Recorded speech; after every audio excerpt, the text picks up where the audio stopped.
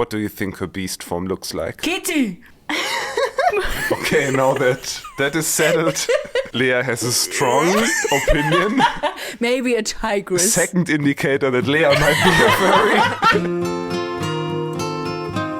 furry. You're listening to Getting Fae'd. We, Meike, Lea, and Lukas are reading A Court of Mist and Fury for the very first time. Today we are covering chapters 9, 10, and 11. Get Fae'd with us! Woo! You heard correctly. It's a 3-chapter episode today. The first of its kind. but why? No special reason. Short chapters, nothing much happened. 3 chapters it is. Yeah, chapter 9 is like 3 pages long. But my notes for chapter 9 are also 3 pages long. So Good job. Yes, but these are all chapters with a lot of time jumps and a lot of like, I'm dealing with the situation. The situation is shit. yeah, these are some downer chapters. But we will make them fun for you. Yes. Yay! Come on, Meike. Loosen up the mood. Tell us a joke. Feyre walks into a bar. The bartender asks, "Can I get you a pint?" And Feyre says, "I don't paint anymore! Don't you read my chapters?" Thank you. That was beautiful. But funny jokes aside, I think like the main topic in these chapters is kind of depressing and it's kind of a serious one. Yeah. So I think today's topics will include abuse and abusive relationships. Maybe don't listen to it at a fun birthday party because it might ruin the mood. Or get yourself a nice cup of tea or a hot cocoa so you can get cozy and deal with this shit. Yes. And better ban all men from that birthday party because this chapter is not making me root for the male kind. Based. Rant over. But before we head into these chapters, maybe we should have a feedback. You spoke very clearly. Recap, that's the word I was looking for. What happened before? I do not remember. I have to Me neither. admit. I think Feyre spent her time in Night Court, like the first time. Her first Right. week with Rysand. Yes. And he told her about her possible role in the war, that she could be a very useful weapon and could harness this magic that she has gotten from all the 7 High Lords, Yes. right? So yeah, that kind of makes her super powerful, but she doesn't want to hear anything about it. And she's very skeptical about working with him because he's Tamlin's enemy, so that kind of makes him her enemy. And also he treated her badly in Under the Mountain. And then we learn about Azriel and Cassian, the 2 new characters, but we Right. don't meet them. And then she goes back to Springcourt, tells Tamlin everything she knows about Night Court and everything Rysand says, and they fuck and they don't talk. But there was a whole situation at the dinner table, right? Right, Was the chapters there? end Yes. with Why Feyre. do we not remember anything? Well- except for Meike. Meike remembers I everything. think it's been a while. You Again. did your homework. Well, and I mean, this dinner scene leads up directly to where chapter 9 starts. Right.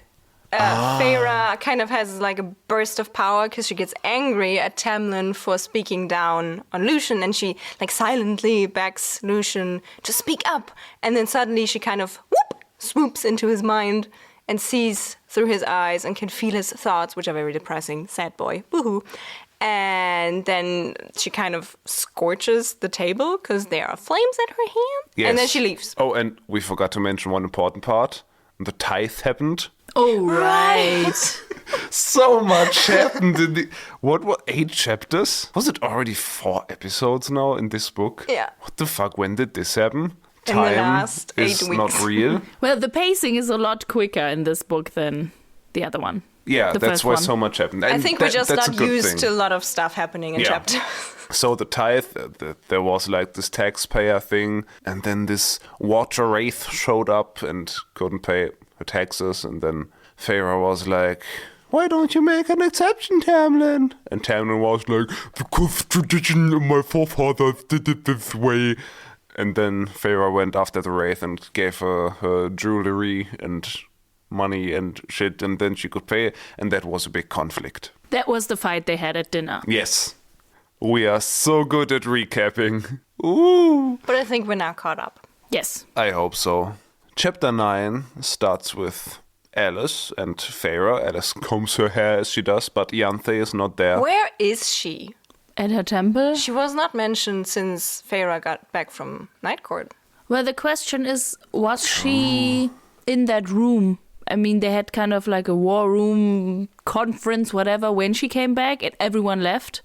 And then Lucian came back in. And I don't know, I guess it wasn't explicitly mentioned that Iantha was there. Maybe she was. Probably wasn't. Who knows? I mean, she fucked off after the wedding went bad. True. Maybe she's still gone. Yeah, we don't really know what happened. But maybe it just doesn't matter and she's just a piece of furniture now. What? Well, Alice combs her hair and they kind of talk about the events of the last day. And they proceed to be pretty racist towards the Water Wraith. By the way, everyone was racist towards the Water Wraith. And Alice says too many have gone to watery grave because of their hunger. Insatiable appetite. That is their curse. Talking about. And that really raised some questions in my mind. Because are they either just racist towards this kind, or did this Water Wraith actually murder people? And if so, why is she still roaming free and expected to attend this tax party and is not in prison? Does Spring Court have a judicial system? Does Tamlin tax the Naga? Well, Yeah. I feel like the Naga are not citizens of his court. So I Yeah, think, because they kill people, but I guess the Water Wraiths also kill people. I think it's just, all fairies are kind of dangerous in their own way.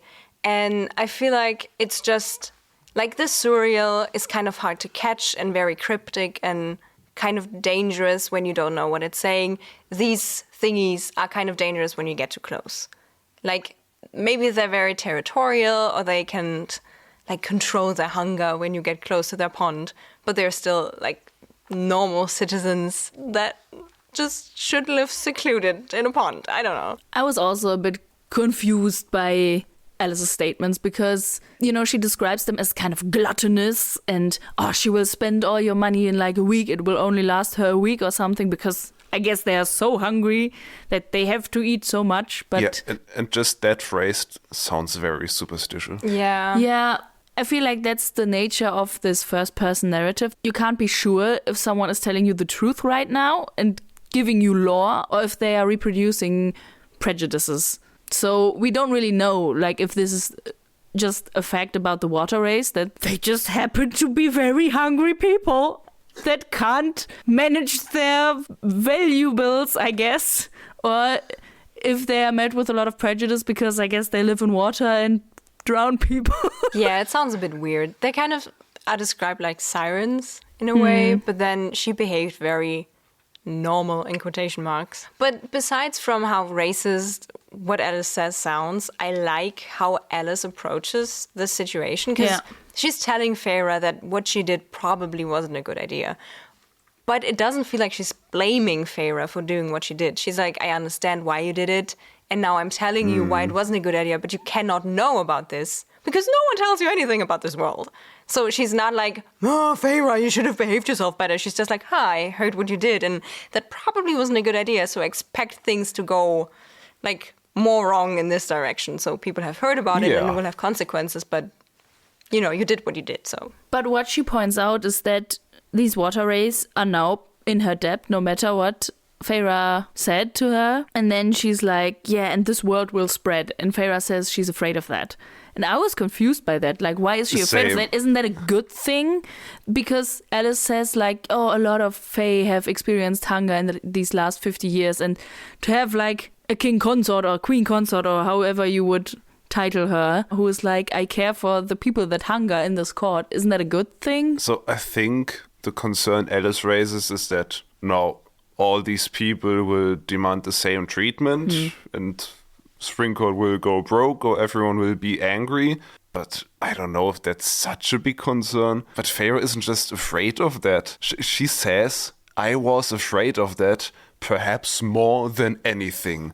And I was like, when did that happen? Why is angry, hungry fairies now her biggest fear in her fucked up life? I don't think she fears people hearing about what she did, but she fears about people hearing about her and talking about her because she's already raised in this like position that is very much Jesus-like. And I think Tamlin kind of got into her head the last chapter where he was like, oh, those new powers you might have, they are dangerous. If other people hear about it, they will try to kill you and they will try to get this power for themselves.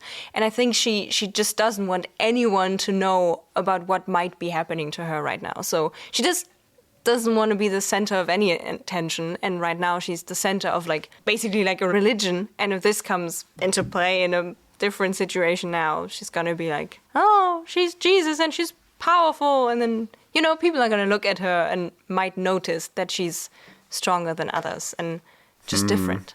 Yeah, and after that, well, things are kind of tense between her and Tamlin. And at one point, at around midnight, she gives up waiting for him and seeks him out in his study. And they have an encounter that will turn out to be pretty intense, but it starts off pretty calm.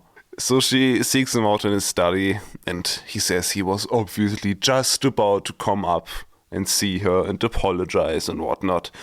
And he basically starts to frantically apologize over and over again. He didn't mean any of what he said. He just snapped. He couldn't control his anger. And I feel like his apologizing, since he does it so much and nothing ever changes, it just kind of feels empty. I really thought, or maybe I hoped, this scene would go into a different direction, because in the beginning it started out well enough, and I really thought they were trying to see things from the other perspective, and like Tamlin almost seemed like he was trying to figure out why Feyre is angry and sad, and Feyre kind of tried to see why Tamlin is angry and sad. So that's a very good beginning for a conversation. Yeah. But then it just, I don't know. Yeah, I mean, Tamlin tries to take her point of view. He's like, yeah, I never experienced what it's like to starve. So I don't understand your empathy for this water wraith, but I will try to accept it. And I think that's a good start. Yeah. Maybe the best start he ever had. I was really happy. I think it's the second page of the chapter. And I was like, oh my God, they're genuinely apologizing here. And I love to see this. And I was really happy that Feyre didn't just leave it at, okay, we said sorry, everything's fine now. And she really tries to bring up what is bothering her with this whole situation they are in. And then Tamlin just goes off the rails. Like, I tried to dissect it a little bit. Like, at some point, he says, like, we're not talking about me, we're talking about you. Like when she says, I'd like to do something. And I was like, does he really think she's just a little bit sad and she will be happy at some point? Like, is that the only thing that, like, how can he not see that something between them is damaged? I think he just doesn't get that it's not about her, it's about them both together, about their relationship, about the fact that he's not giving her any freedom and he doesn't let her do anything without an escort because he's so scared for her. And his argument with which he says you shouldn't do anything, I hate his argument because he says you've given enough, Feyre. And it's like so hard to argue with it because it's like a knockout argument. But basically the sentence says that she's done doing something useful and she should go back to just existing now. Yeah. And it also kind of veils in that sentence that doing anything like this is hard and bad and you shouldn't be doing that. And that's just like, how can he not see that she can and wants to be an asset? I feel like the only conclusion is that he is a sexist. That the only reason that I can see in his reasoning is that she's a woman, her place is in my house, in some room, away from everything important. I think that's definitely part of the reason. But I also think he tries to see the problem, but then he subconsciously realizes that the problem is that she's not allowed to go out and do stuff, but that would contradict with his primary goal in his life right now, to keep Feyre safe. So he just does not allow this solution to take form in his head because it clashes with him trying to keep her safe. Does that make sense? Yeah, I don't know. I think it does. He just needs a therapist. Yes. But the thing is, he could even involve her in everything that he's doing about ruling this court without, like, I'd still wouldn't like that he wouldn't let her go, but she doesn't need to go outside for him to tell her what's going on. And like she's saying in this conversation, oh my God, you're working too much. And he says, I hate this working. It's so much work. I'm overworked. And like, he's not seeing that there is someone there who could lighten his load at his side. I mean, she does lighten his load a lot. I guess, like, involving her in anything is for him a way to put her in harm's way. Like, I guess. Every contact she has to, like, ruling and politics and other Fae beings could just be a potential harm for her. So he's just like, nah, we're not doing any of this. You know what? Since we just watched Star Wars Episode 3 last night, because it's 20th anniversary, yes. Right? Yes. We watched it on the big screen in theaters. For the first time! It was amazing. It wasn't our first time watching it. It was our first time on the big screen, but yes. Yes, it was awesome. But during it, I think all of us did, but it just felt like Anakin had a lot of similarities with Tamlin, and I could really see how Tamlin goes down a similar route where he's like, no, I need to protect you. I need to protect you so much that he's becoming the one that's actually endangering her, and that he turns down a path she can't follow. No, but that he like chooses a way to protect her that is not the right way, but seems for him to be the right way because he's so obsessed with the thought of keeping her safe. Yeah. Spoilers for Star Wars Episode 3, by the come way. on. It's been 20 years. By the way, the time between Episode 3 and Episode 7 is the same time as Episode 7 to now. 10 years. What? I just realized it yesterday. Episode 3 came out in 2005. Episode 7 came out in 2015. And now it's 2025. I do not accept this. Time is not real. Be gone. Okay. And also, it's been a longer time between Episode 1 and now than it was between Episode 4 and Episode 1. No. It's 22 years versus 26 years. We're getting old. Okay, Meike, just stop working for a moment. My brain is just... Ooh. Yeah, now that we all have an existential crisis, maybe let's move on with even more existential crises. Well... Is that the plural? Crises? Crises? Crises? I think It it's sounds crisis. wrong, but I think it's right. I don't know. Maybe it's just crisis. One crisis, two crises. I think I've heard people say crises, but I don't Crises. know. I don't know if that is true. Crises. Christenings. Yeah, because in these chapters, one crisis is just not enough. We want them all. Well, the argument goes on for a bit, but then Tamlin wants to do the right thing and now really apologize. And obviously, the best way to do this is to gift her a present. Aww. And when Feyre unpacks the present, for one moment I wanted to give Tamlin credit, because I thought he might be on his way to understand her struggle and her need for freedom, because he gifts her a portable painting set. And I thought that his idea behind this portable painting set is that she could take it with her on her night court weeks. Aww. That she could have this, like, retreat in the mountains, that maybe he starts to believe her, that she does not have the worst fucking time of her life over there. And maybe he thinks, hey, if you have to go because of this bargain and you say it's not as bad, I will accept that and even try to make an effort to improve your time you spend with Rysand.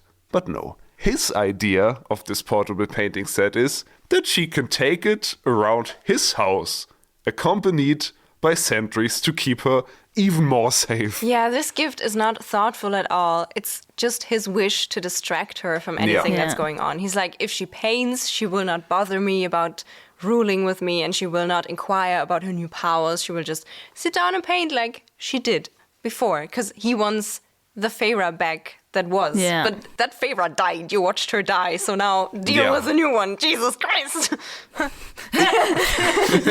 It's like when you craft a dog toy that has treats wrapped up in it, and the dog's need to claw for the treats and solve a little puzzle.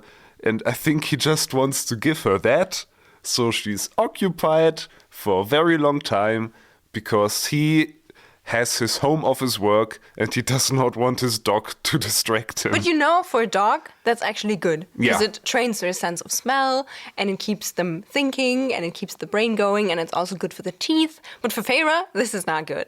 Yeah, because you don't have to include your dog in your businesses. But maybe you should think about including your wife, your soon-to-be wife, in your Yes. businesses. Maybe we should print that on a t-shirt. Merch idea. Yeah, it has the makings of when you're depressed and someone tells you, why don't you just be happy? Because I think in his mind, when Feyre was painting, she was happy. Like, it made her happy before. And so when she was painting again, that means she's happy again. Well, we don't like him. Have you noticed? He's not making it very easy to like him. But all hate aside, I actually thought this was a very well-written and immersive scene. Yeah, Yes. I think as much as I hate Tamlin, I don't think hate was like my dominant feeling reading this chapter right until the end. Because it just, honestly, it's just sad. Those two people still believing they have a future together. And from like an outside perspective, you can so clearly see that it's not going to work because they can't understand the struggle that's between them. And it makes me, it actually made me heartsick for them. I was Yeah. like, I don't like Tamlin, but I'm so sorry this is not working out for the both of you. Yeah, I think, well, I wouldn't say I'm holding out a torch for them still, but maybe a little candle. Because I think they don't have a future if they stay like this. But I do still think, like, if Tamlin should somehow develop the capacity to reflect on his actions and, like, better himself. But I think for that to happen, there needs to be some catalyst. And I am not seeing it Yeah. in these 3 chapters. Okay, at this point in the chapter, I would agree that there might still be a flimmer of hope. But what happens next? I know Yeah. we've had this discussion a lot, that we would forgive book characters a lot more than we would forgive actual people. But what happens next? Oof. So Feyre drops this bomb. She says, then marry someone who can put up with this. And I was surprised by how she just outright says it, but I was very happy about it. And I really liked how you can feel that she is hesitant to bring all her concerns up, but she pulls through and, yeah, as you said, it's very real. And I think what really tips the scales is, I mean, we've talked about how Tamlin thinks this is not about them, but this is about her. But when she says, I feel suffocated and drowned by you, by your actions, he just completely fucking loses it. And he has one emotional outburst of power and he just completely shatters this whole fucking study in an explosion. And this is where chapter 9 ends. Yeah. I have to say, before I went on reading with the next chapter, I was just very confused by the end of this chapter because I wasn't sure if it was Tamlin or if they were being attacked. Because before he causes this explosion, she says she sees nothing in those eyes, that face. So it seems like he's not reacting at all. And then everything goes to shit. And I was just like, what? Yeah, What just happened? This would be a good chapter ending if this was a multiple POV book. Yeah. Because then you would skip to someone else in the next chapter and you'd be like, what? Are they attacked? What's happening? And then you go back and then you find out that it's Tamlin and you're like, oh, no way. Yeah, to be fair, I was also confused, but when I read it again this morning, I think it says it's a blast of his powers. I think Yeah. so too. But yeah, for a moment I thought it might even have been her power doing that. Yeah, that's the thing. Like, currently, when she is using her newfound powers, she's often describing them to the High Lords that she's got them from. So I think when she went into Lucian's mind, she was like, oh my god, I know where this comes from whom I have this gift. And so it could have been like from her. His powers searched through me Yeah. or something. Good point. But no, chapter 10 starts exactly there. One breath, the study was intact, and the next breath, it was just completely wrecked. And Feyre is not harmed, thankfully, because there's like a shield formed around her. And I thought, okay, hey, Tamlin was very emotional, but at least he was so kind and he had this thought to save his You know, fiancé. that wouldn't change anything. I know I it know, wouldn't change anything, but but it would make it a teensy tiny little bit less worse if he at least was like, okay, fuck, but Feyre is safe. For me, it didn't feel like he thought about it, but that it was his instinct. Yeah. And I feel like it doesn't make it less worse if he had done that, but it makes it worse that he didn't do it. Because we learn that this shield was not put up by Tamlin, but Feyre herself put it up. By instinct. That means Tamlin would have just obliterated Feyre. Yeah. And that made me so fucking mad. And this is the point. Sorry. He's just not redeemable for me. I'm so glad she has this shield. Like, not just in this situation. I just feel much better knowing she has this somewhat unbreakable wall of protection that she can use. Yeah. It makes me feel so much safer for her. Yeah. And you know, it's funny, this one thing Tamlin wants to do, keep her safe. He does not have it. She has it. So Yeah. she has to use it against him. That Symbolism. poetic. Wow. And the thing is, sure, he can be surprised, sad, even hurt that his behavior makes her feel like she's drowning, but to react in a way where she is shaking so hard that she thought her bones would splinter. The way he apologizes about it. Bro! I'm not sure we're already at that point. Go ahead, But go ahead. he is basically blaming her. He's like, when you said I'm drowning you, it made me feel like I'm just as the people that hurt you, that killed you, and that made me so angry and sad, and I can't take it, and boohoo, and then she has to hold him and tell him it's okay. Like, bro! Yeah, he makes it all about himself. Yes. Yeah. And I feel it very much fits the pattern of the abusive partner. And Yes. we have talked about this in the first book, and I think maybe last episode, I'm not sure. But also his whole shebang and reasoning of, I can't control it sometimes, I'll do better, and so on. It's very abusive partner coded of, I'm sorry, I was drunk, I won't do it again. This just sometimes happened, I'll be better. And it fits the Tamlin that was presented to us in book 1. Yes. Yeah. And this blaming her, it also is this victim blaming that fits this pattern. Yeah. I was actually surprised at how this stupid Fae book that it used to be made me feel those actual realistic hurt feelings. Like, it hit very close to like what happens in the real world. And I read it and I was very, Yeah. It made me very sad.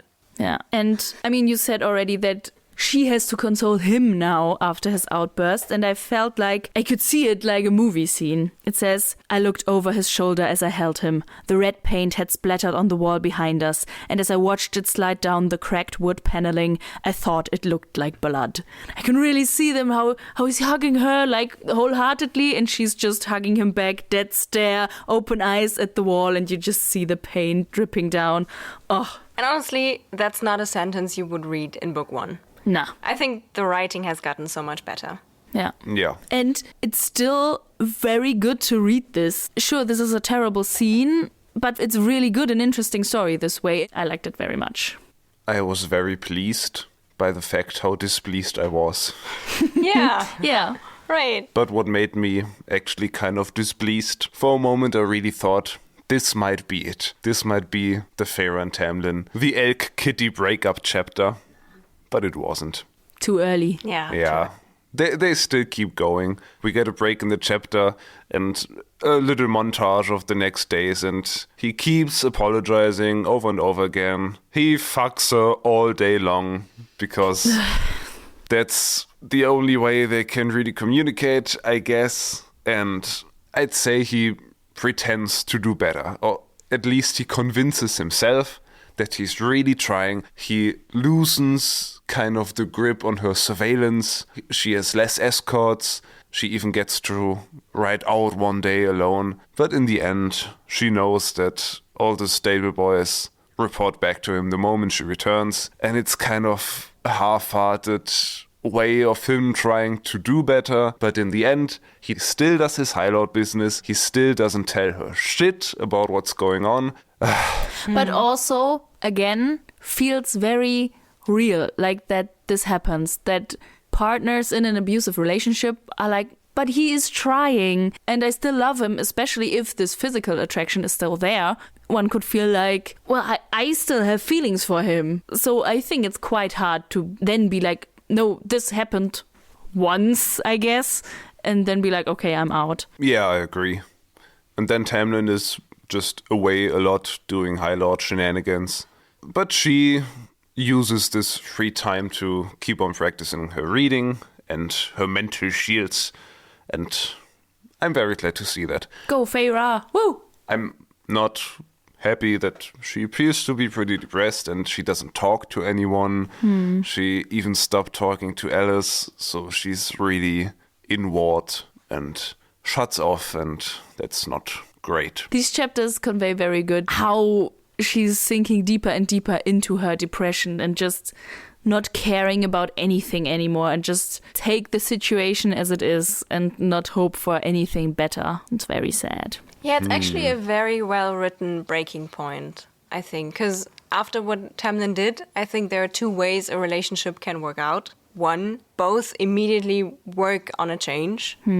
Or both kind of try to have a new normal. That just doesn't work. And this is this accepting the new normal. Because things have gotten a little bit better, but not well enough. Yeah. So Yeah. I like this transformation of their relationship. And I like that she kind of comes to this conclusion as well. Because she basically says, he's who I needed back then when I was like lost in my own starving depression, I guess. But now she has changed and she actually needs someone or something different. But she's not like quite there to accept it yet. But at least the thought crossed her mind. And I think also that development is very real. Yeah. And just as a side note, I thought about the title of part 1 of this book, which is The House of Beasts. And I thought that was like a very high fantasy place. Just a house that contains a lot of beasts. But like... Just one. Yeah, I think this part 1, like we're over 100 pages in, must be over soon. And this hasn't come up yet. Do you think that's just a smart metaphor for just this house? I guess. In which she lives, the House of Beasts. It would make sense. Because he's the beast, but he also acts like a beast. But who's the second beast, the plural-making beast herself? Well, House of Beast sounds just stupid. Maybe. The hands went up. Oh, It's been a while since the hands went up. It has been a while. She's getting a lot of power drops from all the High Lords. Maybe she will be able to turn into a beast. Maybe she got that power from Tamlin. Do you Full-on think she beast? just turns into a beast and then runs away? Do you I think hope so. I'm hoping for a full-on beast-on-beast kaiju battle between them. I'm hoping for a full-on beast-on-beast sexy time. No. Second indicator, Lukas might be a furry in this podcast. Just for the record, I'm not. That's what you say now. Have you tried? First indicator, Lea might be. What do you think her beast form looks like? Kitty! Okay, now that is settled. Lea has a strong opinion. Maybe a tigress. Second indicator that Lea might be a furry. You have to know, this is not an edited immediate reaction. There was no pause to think. It just went like, kitty! Immediately. Well, they are egg kitty, so she has to be kitty. Hello, kitty. Third indication that Lea might be a furry. Well, we promised you fun. Here's the fun. This is where the fun begins. Oh. Talking about fun, Hey. Rysand shows up. Ryuzi shows up to claim her because it has already been a month. And he comes to claim her, to take her to Night Court for their week. And he has a little standoff with Tamlin in the hallway. Did you notice? I would like to read something into this. I just noticed that. Go Maybe ahead. you have noticed this like ages ago. But the interval... The thing is, whenever you say you have a theory like that, either it's just the most basic duh thing you've ever heard, like obviously, or it's the greatest fucking theory of all time. And I'm so excited to find out what it will be this time. So have you noticed... I just noticed that. the interval at which she is visiting Rai's hand is kind of the same cycle as the menstrual cycle. So you noticed. You know how much it would suck if they actually became a couple and then she has a very regular cycle and But- every time she's over there, she's on her period. We have talked about his vampiric tendencies. Right. Some men do not have a problem with that. But can we read something into this interval? Yes, please go ahead. No, I'm asking. That was a question. This is a group project now. There are like different phases of your cycle. So this could represent one, and it could be The egg jump. Yes, I don't know maybe. the English. There are different phases, and they all kind of represent, if you talk about it very broadly, they all kind of represent a different mood, if you want to say so. So, like, you have a mood where you feel very down and very tired because your body is like getting ready to discharge everything that's going on there because it's not pregnant. And then you have a phase where you're very happy and, you know, your hormones are very working for you and everything is well. And all that kind of stuff. So maybe it represents one of them, but I don't know which. Or- it could be ovulation, because it makes you feel better and excited for what's to come. I like to think so, yeah. Yeah, so it could be just her bleeding out. Not out, but yes, every month we are bleeding out. Out. I die every month. Feyre, is it you? And then I come back, because I'm also Jesus. That's why they fear us. Yeah, if we read the bleeding as getting rid of the old and bad stuff, the cleansing of the body, Yes. then this might fit the night court time, yeah. Or it could be the phase where you can get pregnant. So Ovulation? fertility with That rice is said. ovulation. No, isn't ovulation? Isn't ovulation just the horny days? No, that's when the egg jump Ovulation is when your egg jump happens. And because... happens. So in German it's called Eisprung, which literally translates to egg jump. And we don't really know the No, thing. it's ovulation. Then why do you say both? to explain it to you. To explain to you what happens at ovulation. I know what happens at ovulation. I just thought it's the horny while days. the unfertilized egg is traveling, you insert sperms in that period, and those sperms can live inside of you like up to 4 days, I think. So you Yeah. have a period of like 4 to 6-ish days to get pregnant. Yeah, the 'Cause horny that's- days. Yeah, I guess. Technically, yes. But with how much Tamlin and Feyre have sex, probably the horny days are when she's in spring court. Do you think Getting back to the juice. they use any protection? Because I know No. Fae babies are very rare. I don't I think. don't think so. I kind of feel like Tamlin's just like, it's just not gonna happen. And Feyre's like, I don't care, because I'm depressed. I think Tamlin wants to have heirs. Oh, right, I forgot. Yeah. The possibility that having an heir is a good thing. But I think it, Just women I things. just forgot that some people actually watch it. so, yeah, I think she just doesn't care because it's so rare. But what I've been wondering, if Fae, being the immortal beings that they are, still have monthly cycles. Or maybe do they have decades of a cycle? Jesus, imagine you're bleeding and having pain for like years. But then you would be pain-free for a year. That would suck. A week is enough. A Let's week just is assume enough. she still has monthly cycles. Do they have cycles in this world? I Have mean, we had indications that they have? Fae have to be mammals, right? This is a fantasy book. So this But does they not have even the penises mortals, and vaginas. but they do not have to. Maybe this is just a fantasy world where there is no period. But You is know, it though- that's the great thing about fantasy. You can just Hasn't make she- it better. Hasn't she talked about her period That's already? the question I had. Like, did That she? definitely happened in Throne of Glass.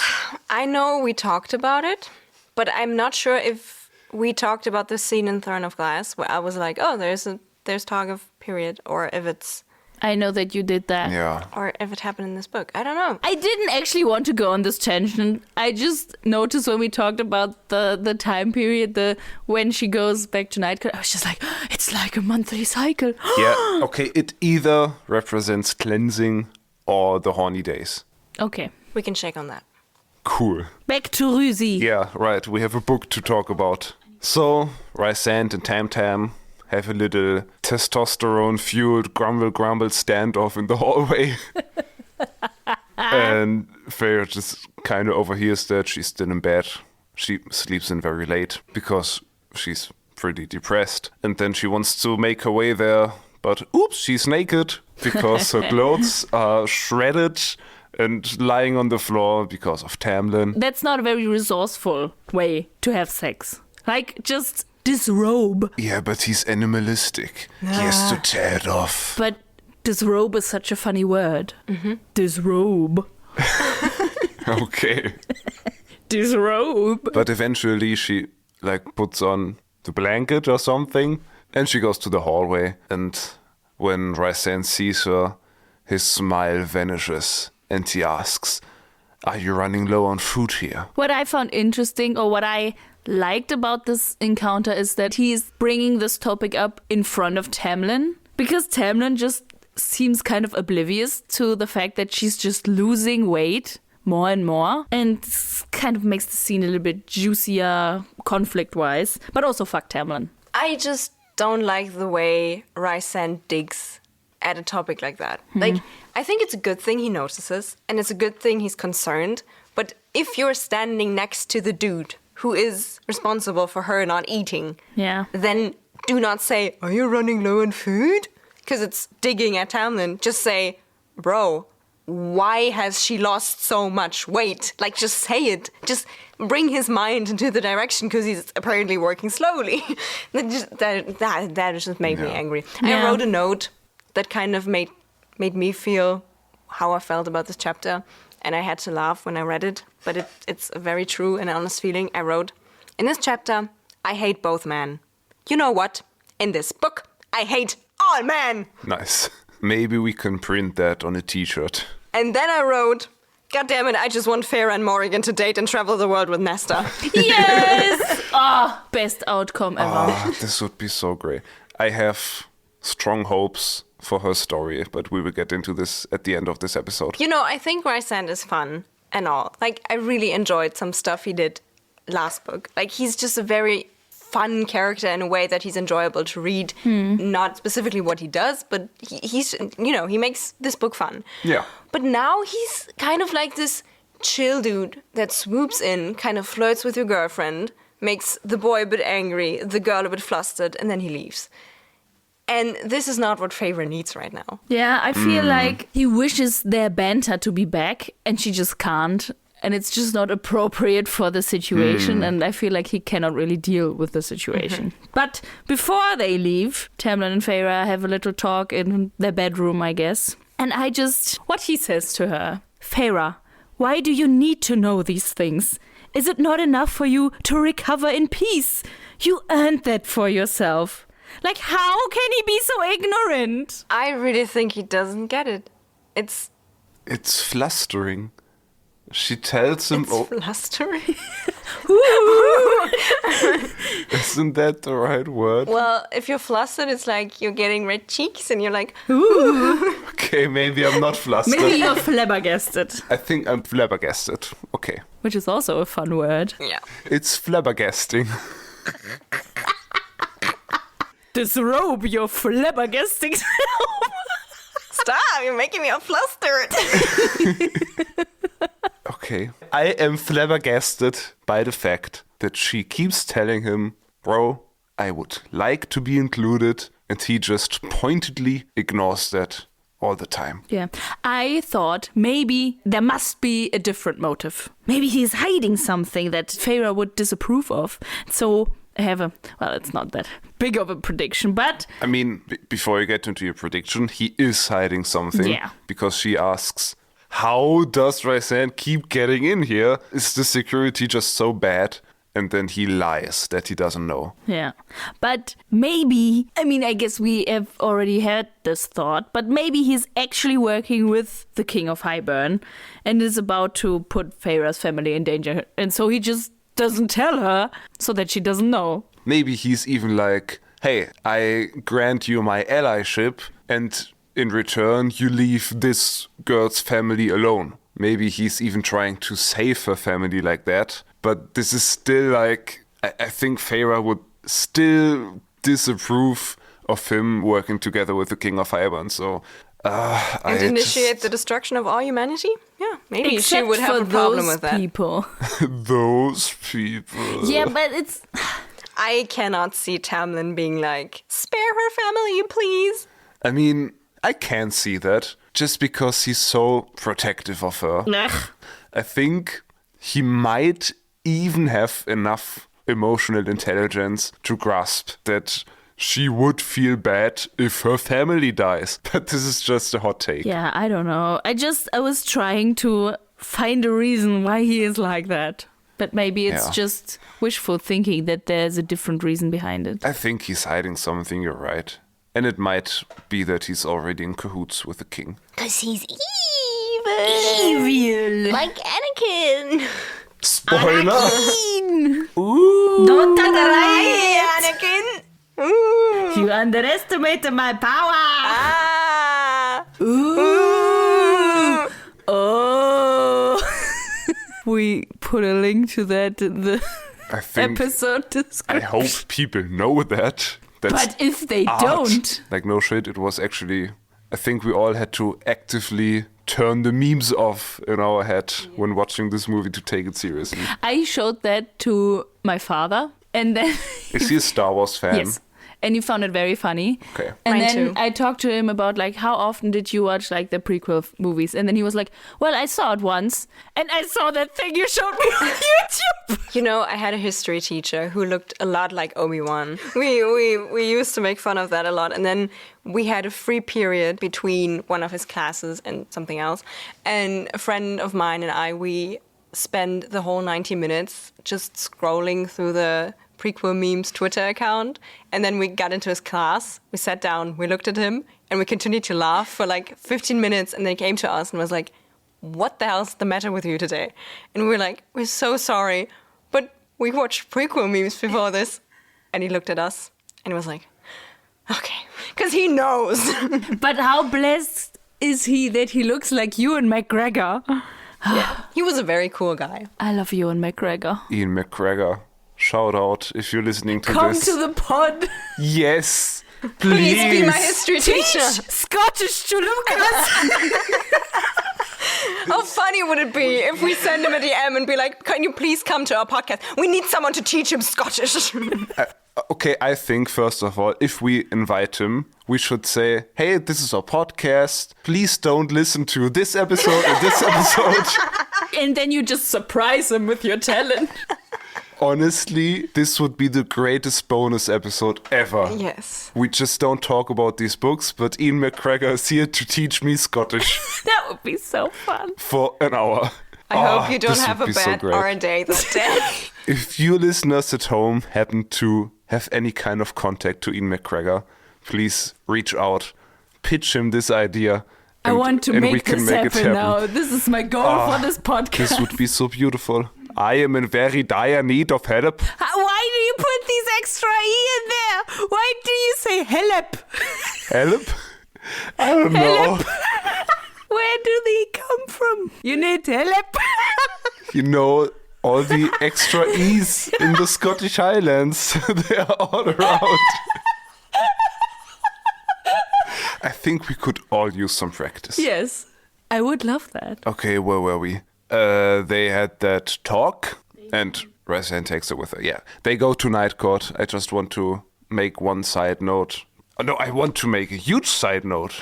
Then go for it. Yeah, Resident wants to take her to Night Court, and Tamlin says, I will give you anything if you end this bargain right now. Anything you want. Feyre is very flabbergasted by that. And Rysand doesn't go along with it. He's like, I already have everything I want. Rysand could have said, Be my ally. yeah, swear you'll be my ally in the fight against the King of Hybern, because he claims that this is his motive, to get Tamlin on his side, and this would have been the opportunity. But Feyre is still more important to him than that. I guess. At first I thought maybe he's just saying that to get back at Tamlin once again. And it made me kind of angry because I was like, bro, Just use this. This man gave you a very wide opening. Use it. And not just make fun. You sneaky little girl. Wide opening. I think what annoys me a little is that Rysand apparently knows that Tamlin's overprotectiveness is hurting Feyre. Yeah. And he doesn't want to let go of the bargain. Fine. He has his reasons. But couldn't he try to be a bit less mean to Tamlin? So Tamlin could have an easier way to accept that Feyre is basically just spending a week on a holiday. Like, this could be like a situation where two parents have split up and now share custody of a child. Like, I don't want to... But they don't have to like each other, but they can work together because they have someone they both like. But Rysand is being an ass. So Tamlin is being very overprotective, and it's hurting Feyre. And Rysand doesn't want Feyre to get hurt, but he continues to annoy Tamlin, which is hurting Feyre. And I don't understand these men. I think that's the problem. Rysand is just too good at being an asshole, and he refuses to stop being an asshole. I think we can conclude Rysand has the right motives, but the wrong approach. Whereas Tamlin has the wrong motive and the wrong approach. So I'm still on Rysand's side, but I agree that he could do a lot better. I mean, we've talked about this, I don't know, last episode or 2 episodes ago, speaking about I'm not your enemy. And she's like, but you're Tamlin's enemy. And that he doesn't make any effort to change his enemy status. Yeah. Right. And he still doesn't. He is an enigma. An enigma that takes Feyre to Night Court now. Woo! And this is where we get into chapter 11. So they arrive at Night Court. Rysand is pretty worried about her state because she looks hungry and depressed, and Feyre's just pissed at him. And then Rysand wants to know what caused the disruption. Because as we learn, he doesn't feel their bond as much as he did. And I guess that's because she's just pretty dead inside, and maybe that's why not a lot of emotions come through. But he says even though her shields are up most of the time, he should be able to feel her more, and he even sometimes tugs at the bond to make sure she's still alive. That was actually cute. Yeah, and sad. Yeah. But then, presumably at the time where Tamlin exploded, he felt a blast of terror through the bond while he was in an important meeting. How dare she? Pretty funny. Yeah, and the thing is, Feyre truly is kind of dead inside. She doesn't really respond to his kind of funny banter like they used to. And yeah, it makes her seem more lifeless, I guess. She's sad. And I'm sad that she's sad. Yeah. Me too. If you would have told me at the beginning of book 1 that I would be sad about Feyre being sad one day, I wouldn't have believed you. But now, she really grew on me. Yeah. I have to admit. Yeah, and we also learned that Morrigan is unfortunately gone. She has some business to attend to. Yeah, and as you said, they kind of lost their banter. And Rysand, I think he doesn't really know how to act when he makes mean comments. And Feyre is just like, she just takes it. Yeah. She doesn't fight back. She's not feisty anymore. And he's pretty overwhelmed by that, I think. Yeah. And then he asks her about how, if she has talked about his proposition to be like the weapon for Prythian or something. And she says she doesn't want to work with him. I was sad about that too. Yeah, I thought she would come to the conclusion that it is the right thing to help Rysand. And let's be honest, I think she will. Yeah. But I thought it would be like, oh, Tamlin was mean to me and he doesn't want to involve me. And then I go to this guy who wants to involve me. And I'm like, yes, sure. Thank you for your proposition. I take it. But I understand her reasoning in a way. Because she's like, at this point, Tamlin and I are barely holding together. And I don't want to do anything that hurts him. But if Tamlin would stop to be such a dickhead, Feyre working with Rysand to prevent a war that could possibly destroy Prythian as well, would not hurt Tamlin. So, Yes. Yeah. And also, I think he might have even gotten her if Rysand wouldn't be such a dickhead. Dick's always the problem. Yes. Yeah, I agree. I understand her, but it still made me angry because the concessions that Tamlin has made are so tiny, but I understand that she's like, he's making an effort, so I'm trying to be on his side. But to me, it felt like these are so tiny concessions. Come on for that. But I think for me, the bigger question is like, why does it have to be either or? Yes. You should be working together here.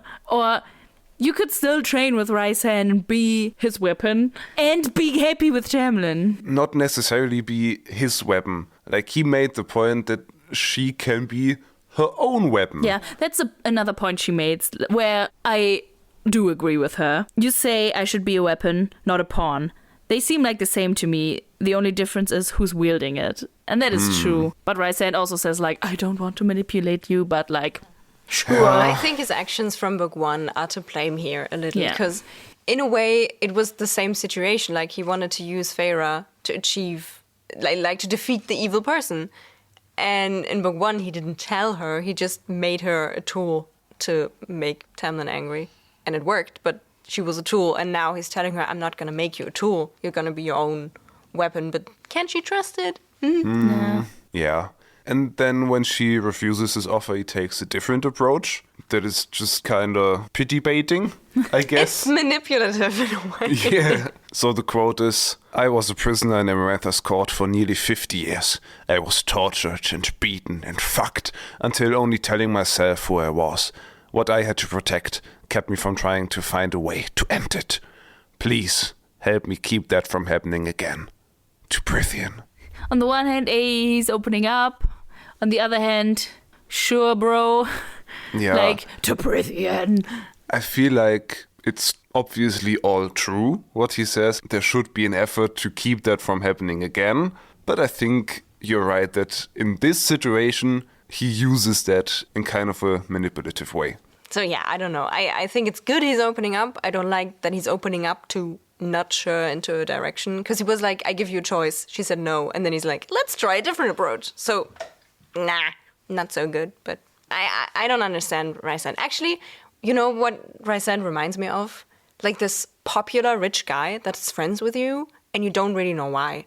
Like, you're not part of like the cool clique, but he is. And he's the one guy that talks to you and does things with you and kind of flirts with you and is mean to your friends and you're just completely confused all the time. That's who Rysand reminds me of. Yeah. If I was Feyre, I would be so confused. Is he my friend?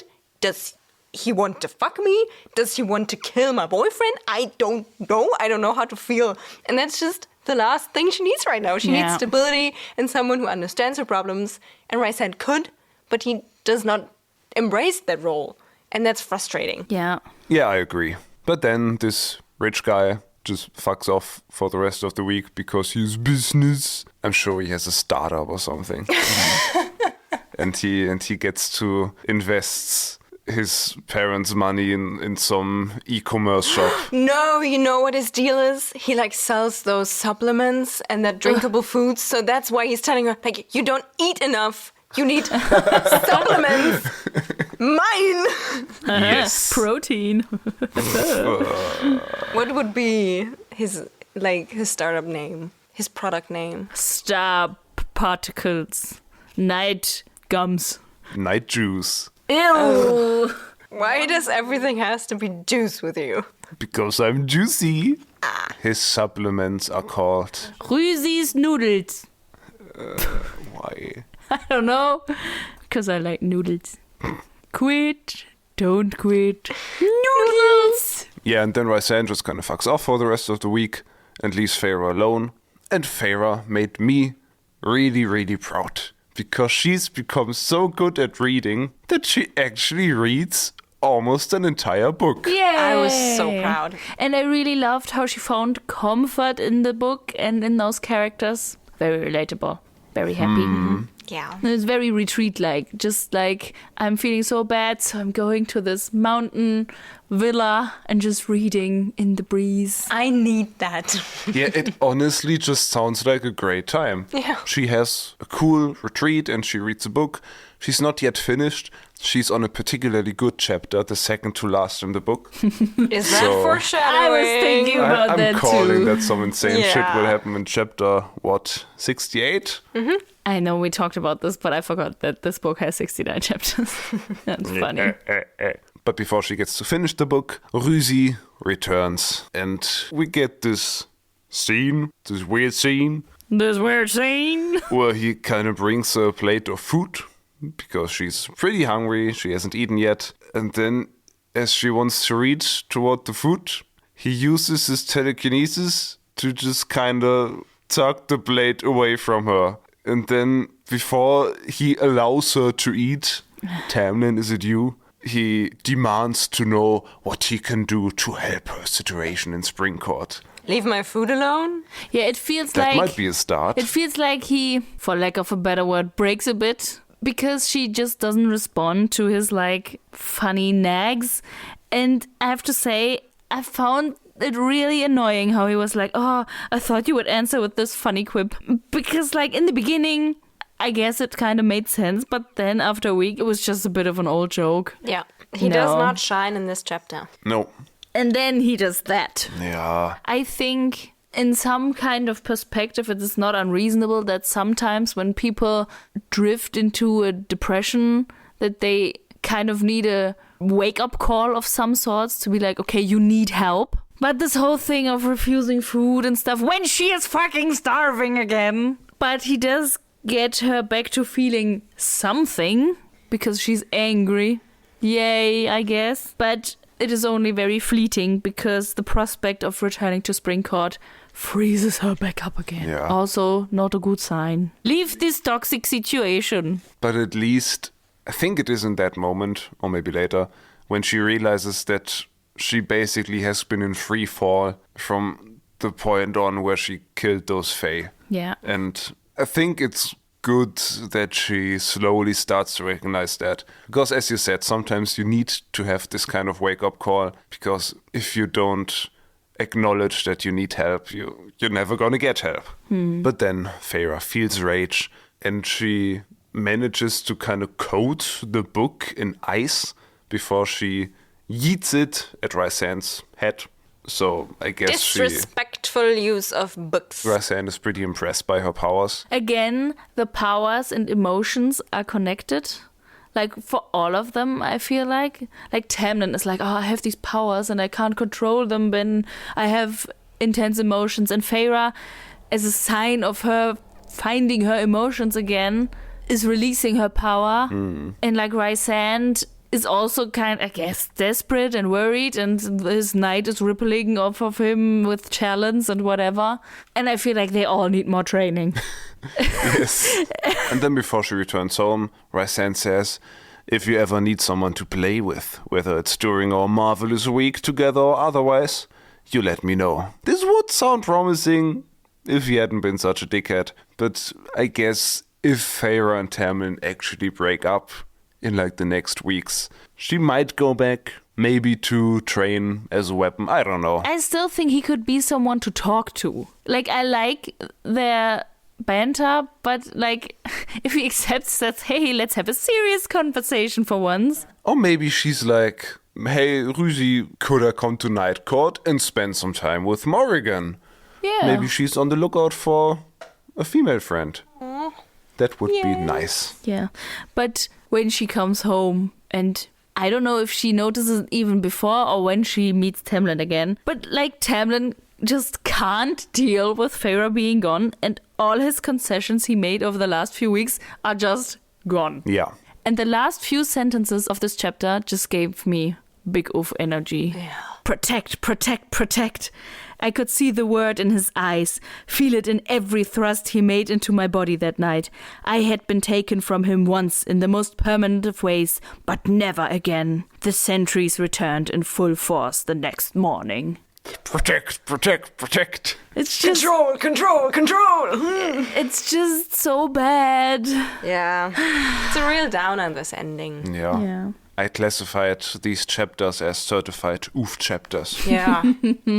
Yeah. I enjoyed them. Yeah. Yes. But now I really need some plot happening, because this is just frustrating, and I cannot go on just reading people not communicating and people hurting each other. I want, like, this whole Highburn thingy and the intrigues and Ianthe and whatnot come into play now. I think something has to happen. And I know we've been at this point a lot in the last book, but this book has proven itself to be quite a bit better and more competently written, I think, than the first book. So I think this hope is not hoped in vain. And you know what I want? I just want some plot without Tamlin and without Rysand. I don't think we're getting that. I know, but I enjoy Feyre so much when she's just on her own doing shit. And my dream scenario is that in the next chapter, she breaks up with Tamlin and then just fucks off into this beautiful world and just does something on her own. This would be nice. I don't think that's gonna happen, but this would be nice. And the next best thing is that she breaks up with Tamlin and fucks off to Night Court to train. I mean, we obviously do not know what happens in the next chapter, but it really feels like these 3 chapters covered her journey to a breaking point, and she has reached that breaking point and stepped over that threshold with the last few sentences, or this last part of the chapter, I guess. Yeah, she's done.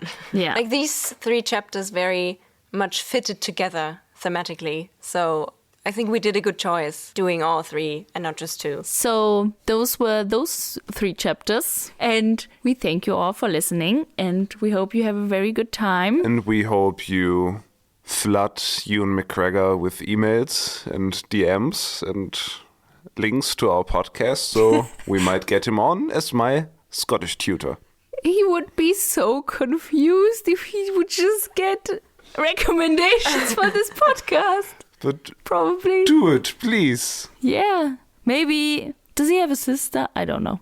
He has a daughter, though, I've heard. She could. I don't know what age she is. Old enough to make movies, I think. Yeah, but like, is she too old for our target audience? Or does No it one fit? is. No. No, if everyone can listen to You this. can listen to us at all ages. Well, If you no are children. adult. Yes. Yeah. 18 and above. So, 16 and above, maybe. since everyone except for children can listen to our podcast, please recommend us to everyone you know. Yeah. When you're done flooding Ewan McGregor with emails, Emails. yes, or maybe a fax, then Or a letter.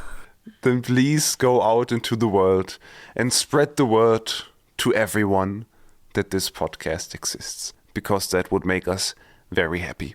And if you need help to spread the good word of Getting Fae'd, then you can visit our socials at Getting Fae'd Pod on Instagram and TikTok, and you can find some memes and highlights and outtakes that you can send to other people so they can know what they are getting into when they are getting Fae'd. Yes, and when you say spread the good word of Getting Fae'd, I want to clarify that we are not a sect. Even though that kind of sounded like it, we are just some friends And maybe 2 furries. I'm not sure yet. who like to have a good time talking about these books. And if you also want to keep on having a good time, then tune in next time when we are Getting Fae'd!